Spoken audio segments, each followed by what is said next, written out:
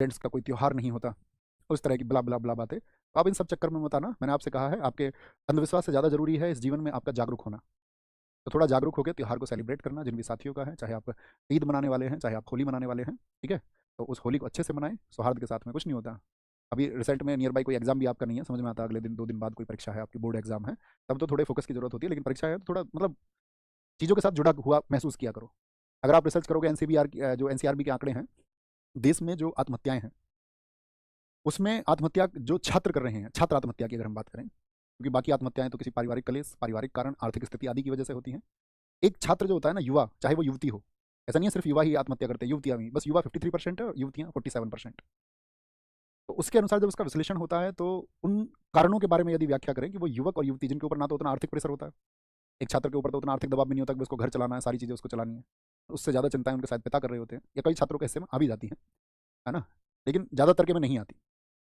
और दूसरा, लड़की है कोई, तो आप इसको देखोगे, इस सब का कारण ज़्यादातर तो आपका वो दबाव है, वो मानसिक दबाव है जो जबरन सोसाइटी के द्वारा इन युवाओं पर थोपा जा रहा है। जैसे कि स्कूल्स में बच्चों को दौड़ा दिया गया उस दौड़ में, ठीक है, जिसके लिए वो मतलब कैपेबल भी नहीं थे, वो उस योग्य नहीं है, उसकी योग्यता कुछ और है, लेकिन उसको कुछ और चीज़ थोपी गई। इसका एक तो सबसे बड़ा फैक्टर ये है। दूसरा, कि भाई हम सब जानते हैं कि हमने उसको मतलब स्कूलिंग में तय कर दिया, परसेंटेज इतना आना चाहिए, उतना आना चाहिए, ये एंट्रेंस क्लियर होना चाहिए, वो उतना होना चाहिए, ठीक है, तो वो क्या हो गया कि उसके ऊपर जब इतनी चीज़ें थोपी गई तो वो एकाकी हो गया, अकेला हो गया।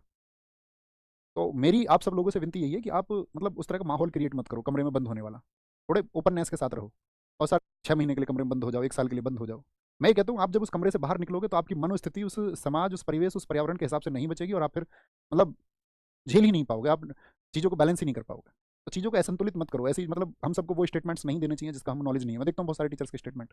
कुछ भी बोल दिया बच्चों से, बिना बगैर मनोवैज्ञानिक बात, कोई बिना विश्लेषण के। तो मेरी उन सब से भी अपील रहेगी कि मतलब स्टूडेंट्स को कुछ उस तरह से गाइड किया जाए कि थोड़ा सा वो चीज़ों को बैलेंस रख पाए। तो आपको चीज़ों को बैलेंस रखना है, त्यौहार मनाओ अच्छे से, और जब कभी आपको लगे कि फैमिली के साथ का टाइम है वो बिताया करो,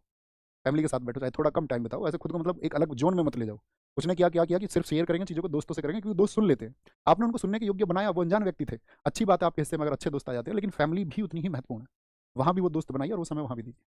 ओके, तो ख्याल रखिए अपना बहुत सारा, अच्छे से जश्न मनाएं, कल की क्लास में एंड करेंगे इसको और फिर छुट्टी रहेंगे, आराम से रिवीजन करना।